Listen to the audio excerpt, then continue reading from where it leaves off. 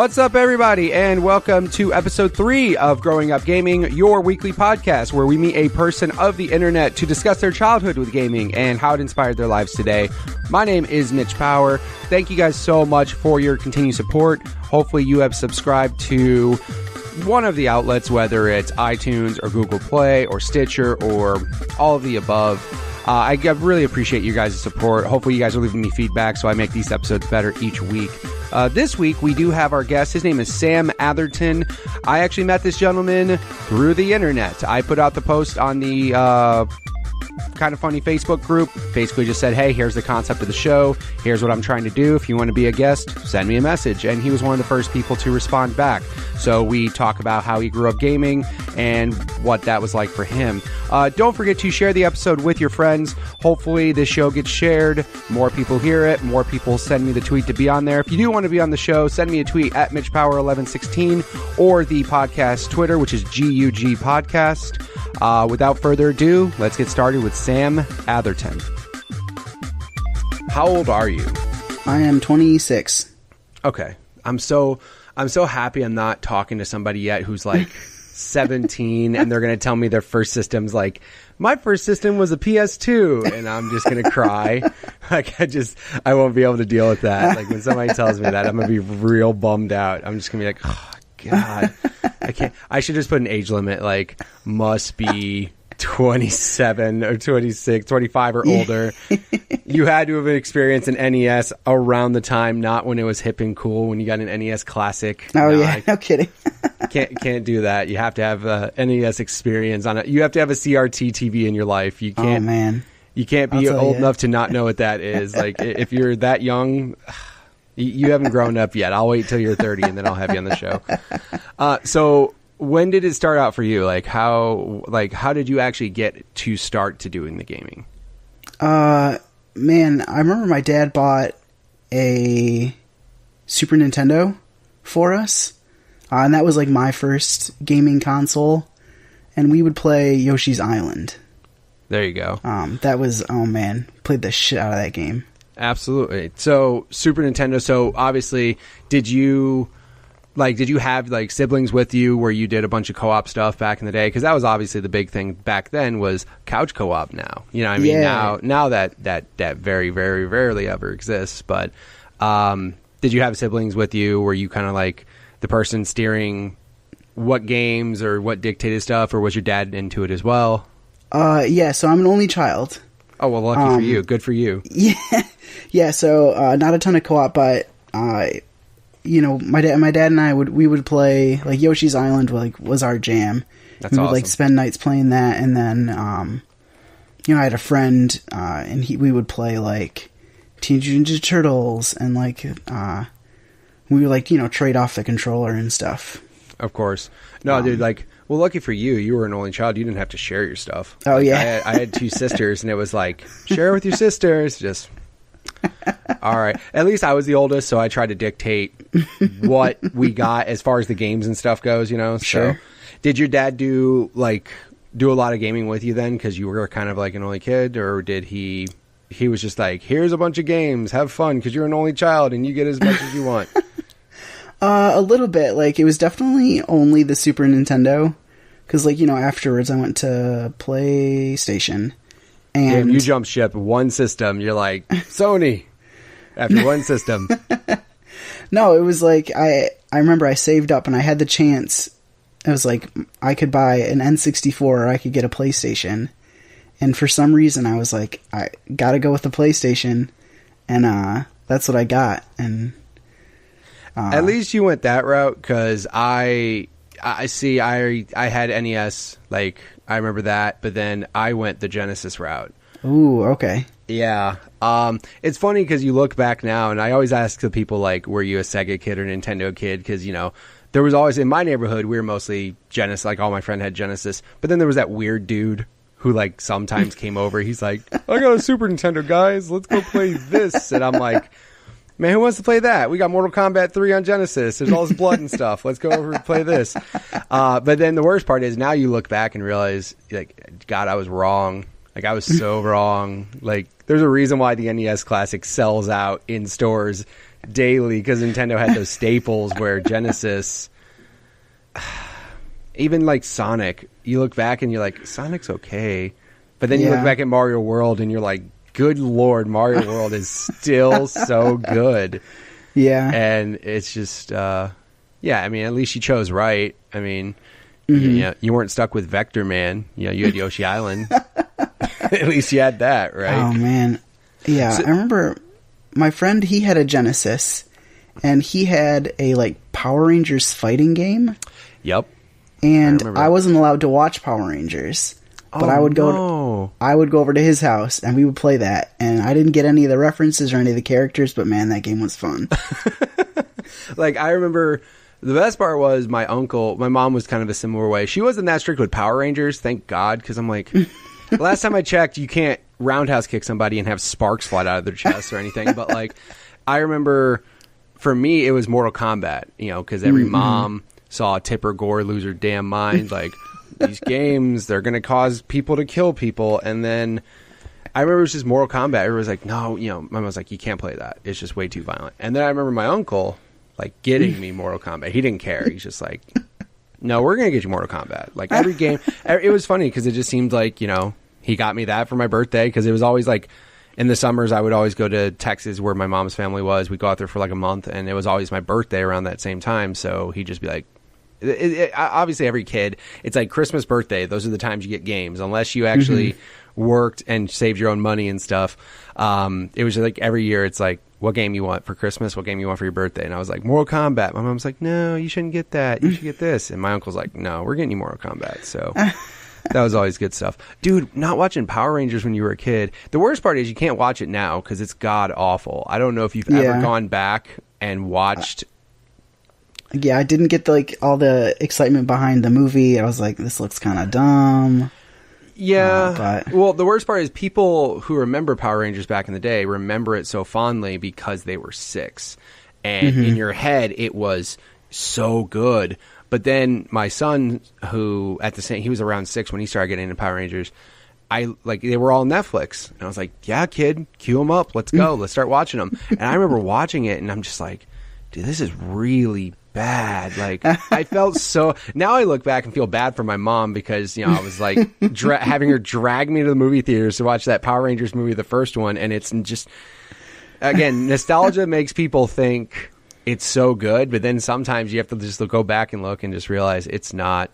It really isn't. It's just not that good. So did you have any other particular hobbies back when you were playing games that like led you into playing particular games? Like, I always bring up the example, my friend Joe, and I was too, big wrestling fans. So we'd always go and start playing games. Or did any video games you play inspire you to do anything else, like when you were a kid? Oh, man, I remember I had maybe NHL 94. Everyone 95. Did. That game was great. Yeah. And, I mean, I never played ice hockey, but I played floor hockey. There you go. Because, wasn't good enough to skate, but, man, that was fun. And absolutely. I'm trying to think. No, probably not. No, yeah, dude. Like, I remember NHL. Like, it's so funny because you always watch, certain games. It's either vice versa. Like, people have hobbies that will translate to games. So they'll want to like, oh, I like this outside of gaming. Let's do the gaming stuff. Or they'll like a game so much they'll go and try to do the actual thing. Dude, NHL. I'm sorry, anybody who hasn't played NHL 94, I don't care how old you are, please go play that. NHL 94 is so good. It's still good. And there's, I know there's a game, I don't think it's out yet, but there is a game that's like labeled as like old school hockey, which looks just like the old school NHL games. I don't think it's licensed by NHL. I think it's like just probably random teams. Like, but dude, it's good when today they're still like, no, we need the old school hockey where you knock Gretzky on his head and he bleeds on the ice, because that's what everybody wanted to do back in the day. So your progression, you went from Super and then you obviously made a jump to PlayStation. Did anybody, like, were there friends around you that like influenced that, or was it just kind of like you looked at the games, or you just looked at what was available and like 64 PlayStation way better? Like that was pretty much the same route I did too. Yeah, I can't remember. I was like really like out of my friends, I was the only like real big gamer, I guess. Like they would play at my house Right. Like when they came over, but they didn't, they didn't have the systems. And I'm trying to think, I can't really remember what games I had for PlayStation when I had, I think there was like it was called Sled Storm. Mm-hmm. One of my favorite games of all time. It was like a it was like a snowmobile racing game with like Rob Zombie soundtrack. Of course, because 90s metal was the truth back in the day. The late 90s, early 2000s metal was in every game, and it was awesome. God, I remember that. And then I guess I like all the Tony Hawk games. Yes. And that got me into skateboarding. Me too. It's exactly so there's what that. happened to me. What's sad though is to me is that got me into skateboarding so much that I literally stopped playing games for pretty much all my high school. Like, skateboarding kind of was just like, I'm like, this is way, way more fun. And I'm like, it's funny because I would only buy each, like, I got to the point where I was just skateboarding and not playing games that much. I didn't get a PS2 when it first launched because I was just too busy skateboarding. But the only games I would stop skateboarding to play were the Tony Hawk games. Like, that's all I wanted to play. I was just like, back when they were good. Oh, sure. Not like 5. Oh. Don't play 5. Oh, man. I was a sucker, and I was like, maybe it's not as bad as they say it is. Oh, boy. It sure was bad. Hey, EA, just make Skate again. That's all we need. Please. Skate 3 is a thing of genius, and when that came to Xbox backward compatibility, literally I shut off my 360 for the rest. I was like, I literally don't need to turn this on anymore. Thank you guys so much. No, Skate 3, that's a funny thing because, like you said, some people have those hobbies that lead them into games, but then it's the opposite way. Like, I literally stopped playing for like 3 or 4 years, like other games besides Tony Hawk. Like, I just was into skateboarding, and then of course after high school was over, I ended up getting a job at a video game store, which kind of I was like, well, I guess I gotta start getting back into this a little bit. So that works out. So like you went PS1, and then did you just kind of follow the Sony route, PS2, like kind of just kept going down that road? Yeah, so I had a PS2, played a ton of that, and I never got the systems when they came out, like when they came out. Right. For some reason, probably because I didn't have like the money or, Christmas, most people didn't. Yeah, I was saying most people growing up, they don't get that unless they had you always had that one rich friend that got it right away. He's like, bro, man, my dad told me I could stay home from school. I got a PS2, man. I'm like, oh, I guess that's cool. Yeah, and then I feel like I went from PS2 and then to the Wii. So many people made that my mistake. timeline is so fuzzy here. And then man, the PS2 to the Wii. I must have kept my PS2. I hope so. maybe I sold the PS2 to get the Wii, and then that was a crushing disappointment. And then I traded in my Wii to get a 360. There you go. And I took that to college, and I had that until I got a PS4. So there's my lineage. Your zigzagging lineage. Yeah, it's so funny because for me, it's kind of like Sega, and then I went PlayStation route just because, like, I remember playing like at a friend's house randomly, like Twisted Metal, like the first Twisted Metal, and I remember just thinking like, holy shit, this is crazy. I got to play this more. And it's funny because I got my PlayStation and then never bought Twisted Metal. I just all of a sudden, by the time it was out, there was like other stuff out and everything. Sure. But yeah, it was the same route with me where I didn't have everything day one because I definitely didn't grow up to where my family could just go drop $300 out of nowhere. So yeah, it was always you save half the money, we'll put up the other half of the money, and that's also your Christmas present. And I was like, I don't care, I just want a PlayStation. I just want a PlayStation so badly. Because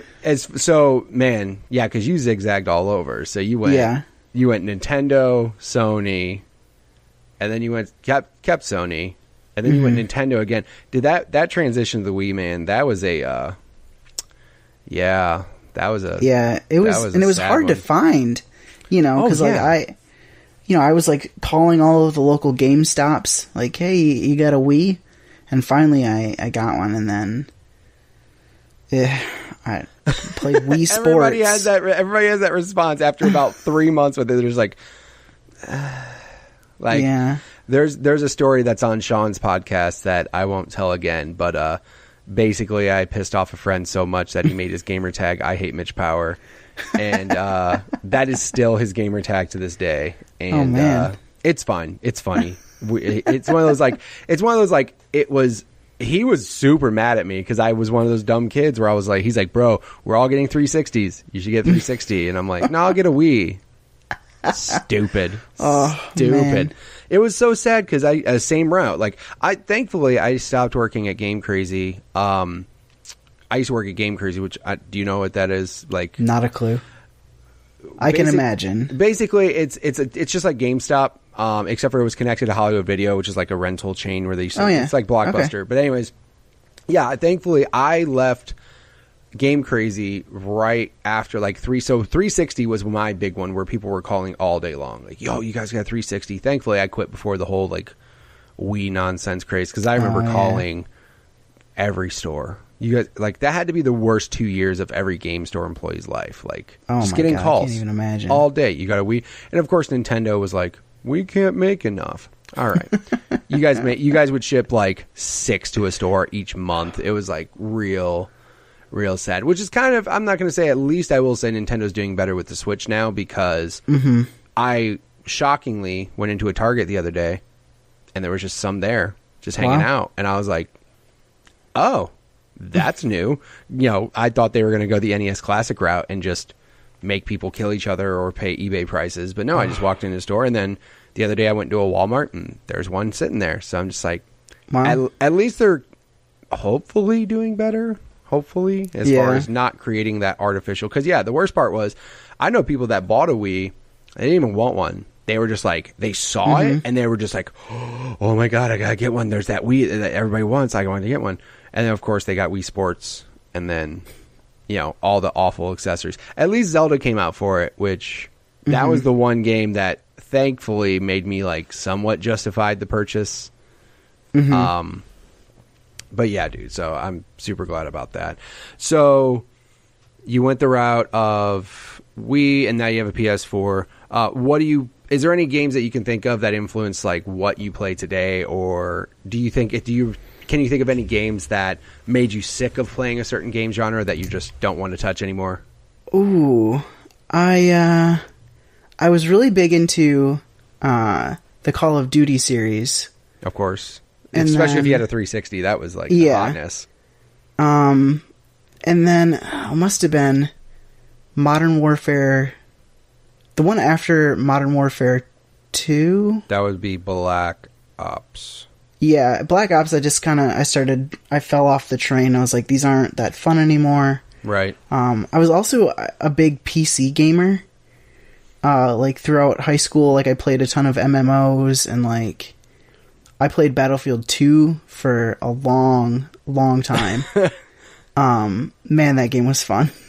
It's funny, because that's the one thing I just completely missed out on was the whole PC stuff. But then I look back and I see how Battlefield 2 was back then, how Battlefield 2 was, comparing it now, like, obviously there's other games, huge multiplayer, but Battlefield 2, it sucks because I almost wish I got on that train, like, hearing all the crazy stuff you can do. And then I didn't play Battlefield until Battlefield 3.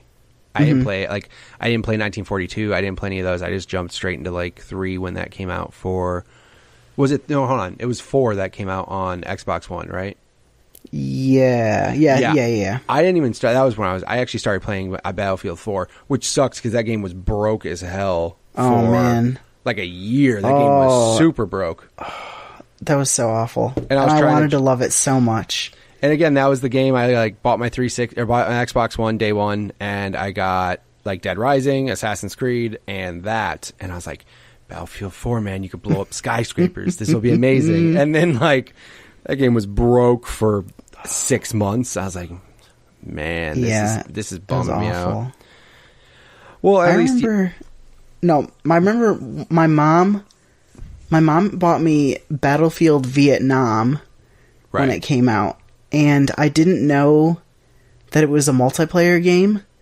So my entire experience with Battlefield Vietnam was me playing against the, like, bots. Wow. And I never made the connection that it was, like, a multiplayer only game. How did that come to fruition? Like, how did you find that out? Like years later, you're probably just like, wait, you could play against other people? Yeah, I think it was like because I had played the MMO Guild Wars, right? And I had like made a ton of friends playing that, Mm-hmm. and then they were like, "Hey, we're gonna play this new shooter, Battlefield 2," and I was like, "Oh, it's online." I had Battlefield Vietnam. It's the same series. Boy, do I feel dumb. It's okay. Like that was the other that was the other trend too, that the whole MMO craze. I know people Mm-hmm. that lost their damn lives to like WoW and EverQuest and Guild Wars, and I just never got into the PC stuff. Like I just never did. And you know what sucks is like I bought a decent, quote unquote decent PC that like does not have the requirements to run Doom at all. Like the Doom game that just came out, I'm like, oh, well, I guess this is how PC gaming is. I just bought a computer and then like a game comes out 4 or 5 months later and I can't even play it. I'm like, oh, Yeah. okay. So no, I just use it for a streaming station, podcast station now, obviously, which is good. So at least my old laptop here doesn't overheat like it used to. My laptop would explode when I try to record a show on it. It just was like overheating. So I was like, I guess I should get some sort of desktop. But yeah, my friend Brandon always hounds on me. He's like, bro, just get a graphics card. We'll play League. It'll be so fun. And that's the other thing too. I'm like, I can't, like the Leagues and the Dotas. I'm good. I got so much stuff on my other systems. So Yeah, my roommate right now, he's from Malaysia, like straight from Malaysia. Oh, okay. And he loves Dota. Like he worships that game. And it's weird, but I mean, you got to do your own thing, but man, I'll hear him like screaming at like watching like competition matches, and it's like, dog, you got to chill out. That's where they get next level. My friend Brandon has at Oscar's house, another buddy of mine, they have like where they'll go and watch like the League finals, and like it'll be like a Super Bowl party for him. And I just, again, everybody has their own thing. Like the whole esports thing, I initially thought was, I'm like, this is kind of dumb. And then all of a sudden I ended up watching like the Halo World Championships, and I'm like, I'm doing the same thing. I'm like watching, I'm like, holy crap, look at this. So now I get at least to the point. But yeah, the best thing is all those Dota and League players have, I don't know, like 4,000 hours in the game or something. And That's I'm just wild. sitting there thinking, like, God forbid, I don't even have time to beat a 10-hour game, let alone spend that much time. Says the guy who now I have like, Halo 5 for some reason was my game for like an entire year. I didn't. Nice. It just, Halo has always been fun. I always have a buddy, Jared, that I always play with, but like, it was like religion. Like every day after work, we'd play Halo for like an hour or 2 hours. And see, like those types of things trigger memories back to like Halo 2 days. Because when Halo 2 came out, that was the hotness for us console peasants, you know, not PC Master Race people who are like, bro, I got Battlefield. So much better. Halo's for noobs. Like, no, man, Halo was so much fun because, you know, it's like you would go over to a friend's house and like everyone would play, and you know, you'd set all the custom rules. It's like, oh, only rocket launchers. It's like, all right, it's gonna be a good sleepover. Yeah, exactly. That's the thing is like everybody has their own unique stories. That, you know, I had a friend, Chris, who bought an Xbox day one, and that was like the weird one. I was like, who's this company showing up trying to take Sony's money? How dare they? And then I remember playing Halo, but like he had a stack of people who all bought it like day one. So then they were like, no, you guys haven't played Halo System Link. You need to come over. And God bless Chris's parents dealing with, you know, 8 to 10 screaming teenagers just playing Halo till 3 in. Like, God forbid, I don't know how they put up with us. Like, I don't think I would have the patience if I had 8 of my son's friends over to play any games. I probably couldn't do it. Thankfully, the internet now prevents that from me having to deal with that. Oh, yeah. Dude, yeah, like Halo 1, Blood Gulch, Rockets Only. Oh, man.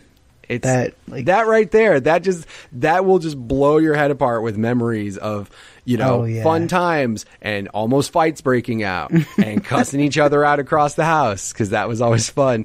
And then remember Like that was the first time I heard of a crossover cable. Like system, because you couldn't use the internet, you had to use a crossover cable. I was like, dude, like I remember people making their own so that way they could like stretch it across the house so we could just yell at it. Dude, that was our internet back before the internet. Now these kids are all spoiled with, you know, their internets, and you know, my son is already asking, he's like, Dad, can I have Xbox Live? I'm like, you need 10 friends who have Live that you will play with constantly, or I'm not paying for this. So that's like my rule for them. But yeah, that wasn't around back in the day. We just, you know, then again, like, I was just happy that Xbox was at least able to bring System Link to people, because back in the day there wasn't even that. It was just 2 people playing Mortal Kombat, taking turns till 6 a.m. Like those are the days I remember, like just Mortal Kombat. Or the worst was like when you played a good single player game and it was just passing the controller around to where you got to the part in Metal Gear where you're like, crap, dude, I can't survive the electric chamber. Like, dude, you do this. Like, I just, those types of memories. Those are what made me want to do this show, because I want to hear, everybody's got their own story. Everybody has their own unique thing, how they grew up, what they played. Glad to hear Tony Hawk was also in your life. Skateboarding has brought very, very many good memories. Also painful memories, but good ones. So thanks for that. So now what do you do now? What's your games you've been playing lately? Right now I am pretty much only playing Persona 5. Fair enough. Man, I played Mass Effect before that, and man, how'd that go? What a disappointment. Aww. Because like okay, I played the original Mass Effect games, and that like, no, I mean I loved like science fiction before that, but like I took an astronomy class in college because I was like, oh man, this is going to be just like Mass Effect. And I mean, it wasn't. It was hard. It's so hard. It leads you down the road. You're like, astronomy, space, stars. Mass Effect makes it so cool. But then you realize there's no spaceships in space doing like these crazy cool things. That's so awesome. Yeah. But I don't know. So I stopped playing Mass Effect to play Persona, and maybe I'll go back to it, but I'm sure by that point. Yeah, that's true. I did see that. So people don't look like psychopaths. Yeah, their eyes were just bugging out, dude. It was it was bad. Awful.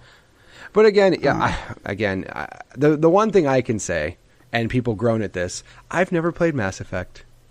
Any of them. I have access to all of them on EA Access.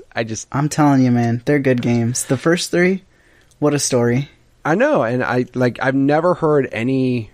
The only negative thing I've heard about any of the Mass Effect games was the first one with elevators. They're just like, God damn, the elevators and load times. They're just slow. They were the worst. Like, that's the only negative. And then everybody losing their mind about Mass Effect 3's ending, which, again, apparently they sort of patched something. I don't know. Like, again. See, I loved the ending. I thought it was great.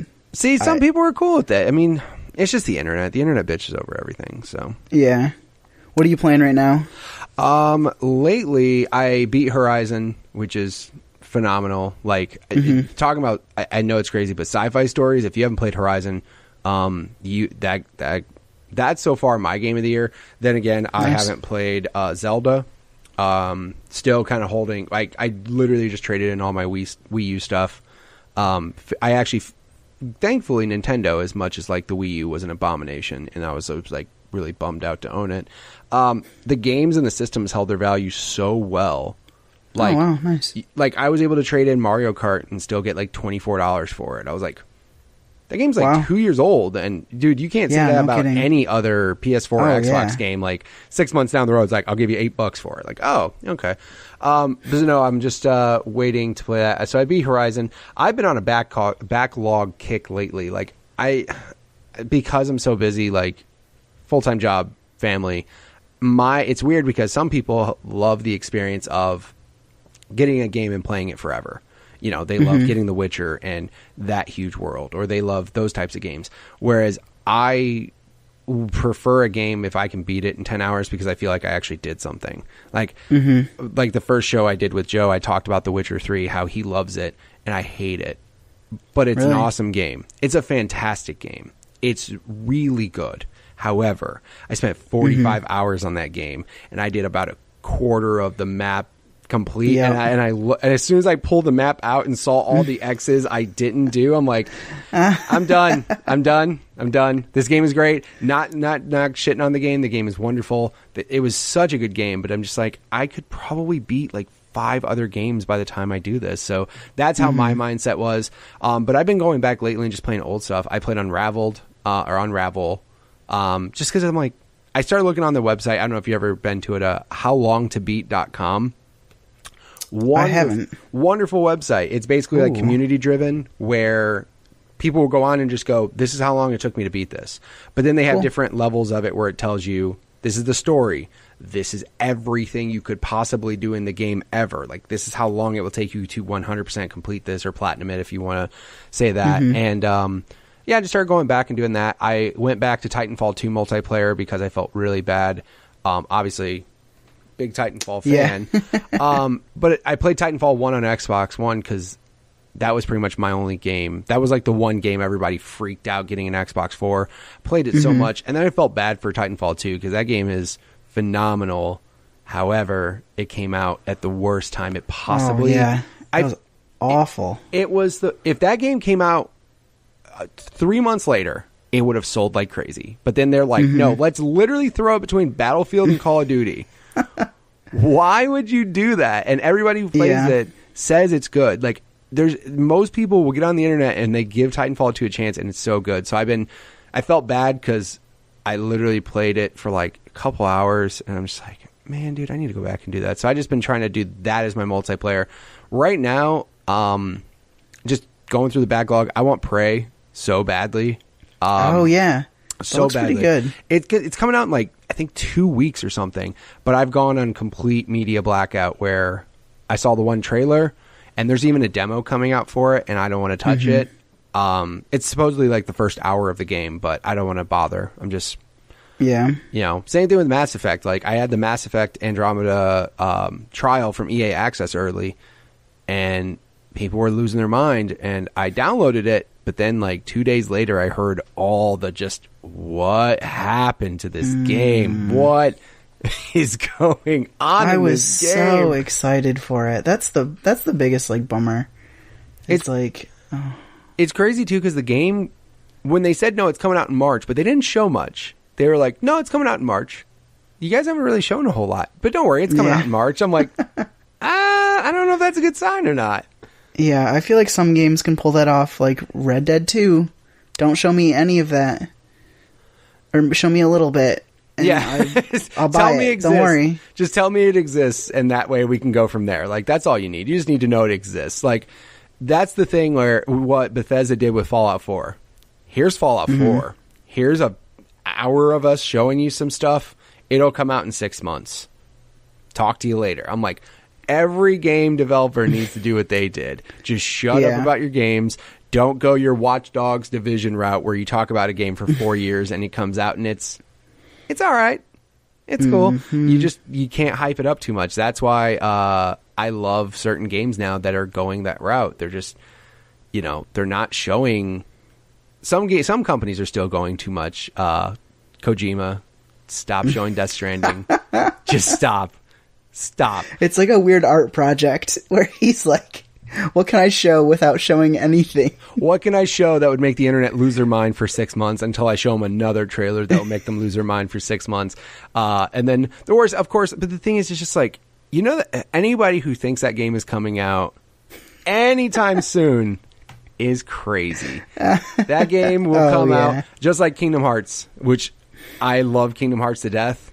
I bought a PS3 thinking Kingdom Hearts 3 would come out on the PS3, and boy was I sad when it literally skipped a whole generation. Like, I bought Kingdom Hearts, like, I'm a huge Kingdom Hearts fan, and I was like, man, 3, it's gonna come out, PS3, it's gonna be awesome, and it skipped a whole generation of consoles, and that was the longest console generation out there at the time. Skipped the whole thing, and then they're like, it might come out. I'm again.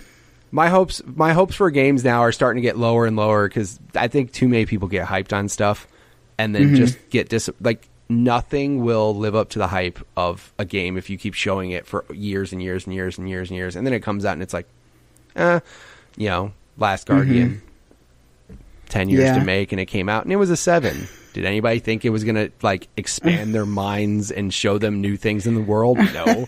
It's a video game. It took 10 years to make. So, we could also look at Duke Nukem for that, right? Oh man, Duke Nukem. That was. I remember back when Duke Nukem was good. Like it was. Yeah, the worst, it wasn't even that good. It was all right, but it was just funny because we were stupid teenagers. Yeah, I think that one was a little bit before my time, or I just for some reason never played them. But I never played the PC ones. I remember playing. They had one on PS1. I remember I played that, and again, it was just like you're a stupid teenage male, and you're just like, guys talking about chicks, dude. It's got to be good. You just shoot people. So, well, do you do any Twitch streaming or anything like that now, or do you just mostly play games by yourself like us adults normally do?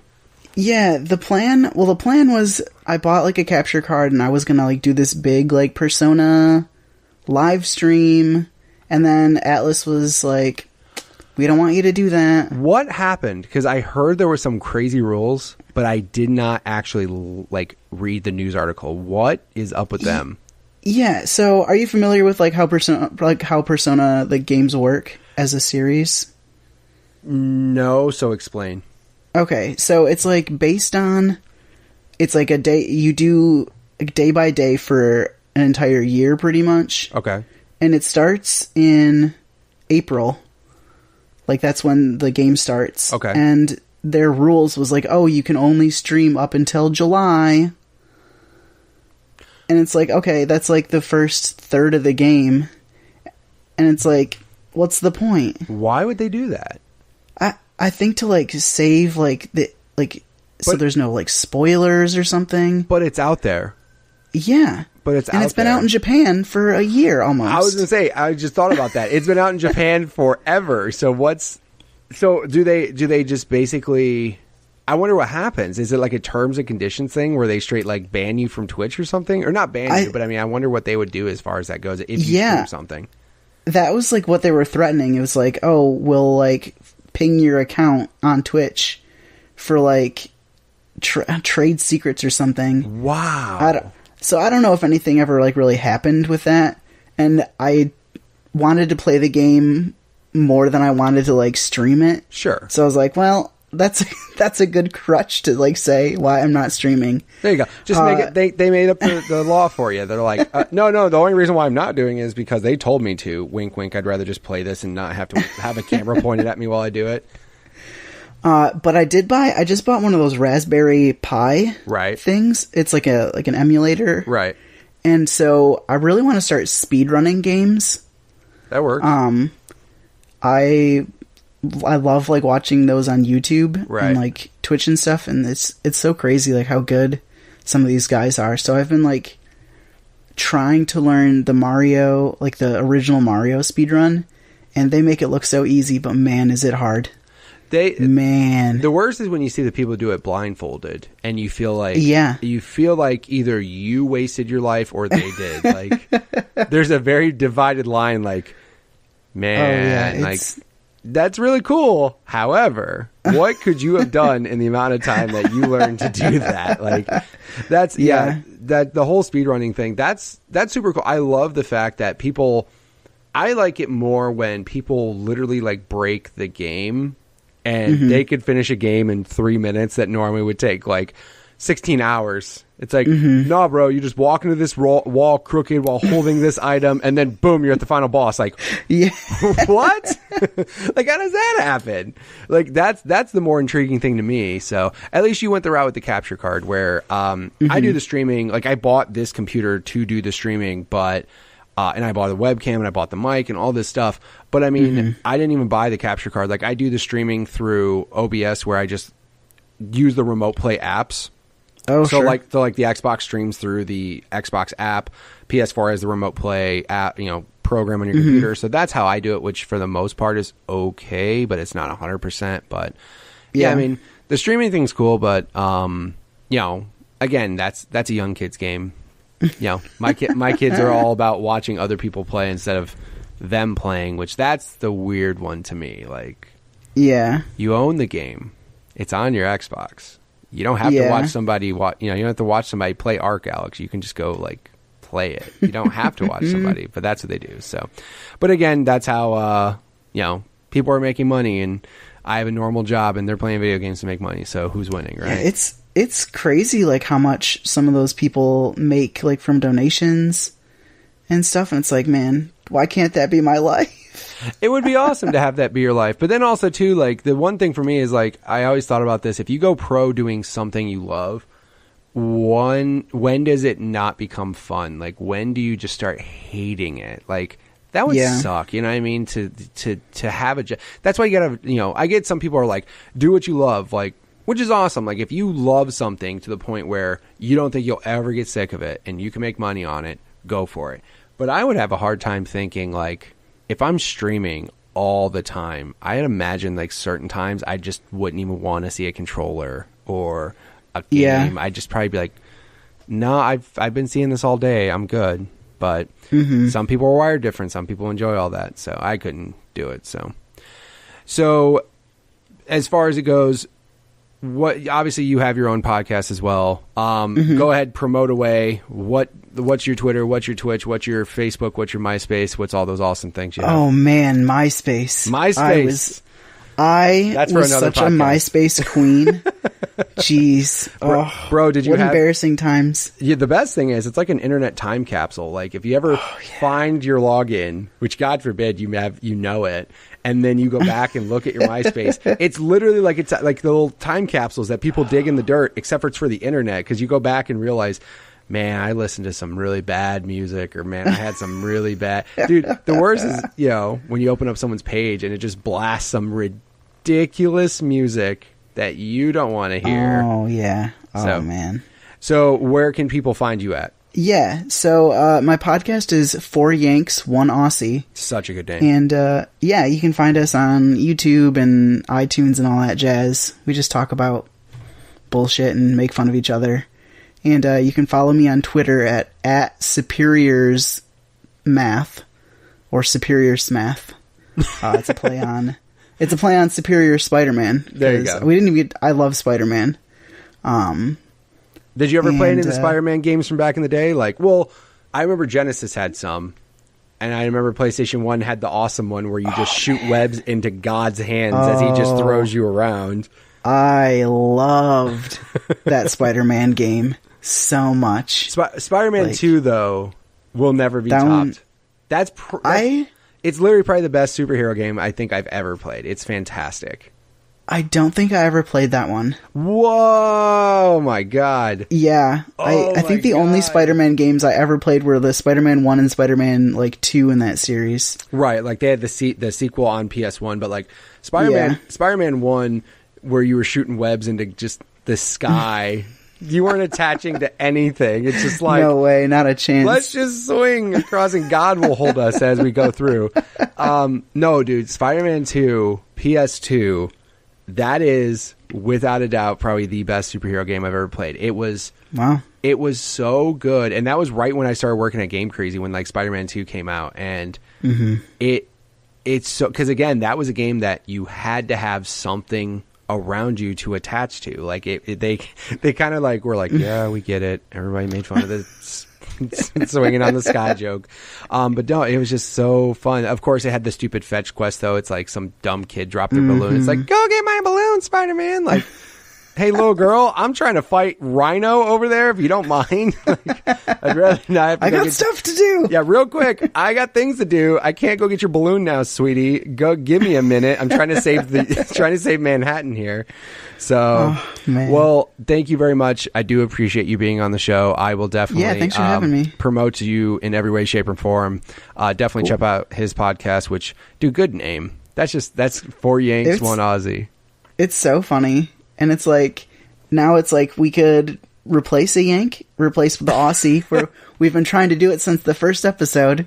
There you go, just replace one of them. You just got to make sure you replace it with one of those. Like, you can't need, all of a sudden it can't be like 4 Yanks and 1 Brit. Like, wait, something happened. Where'd the Aussie guy go?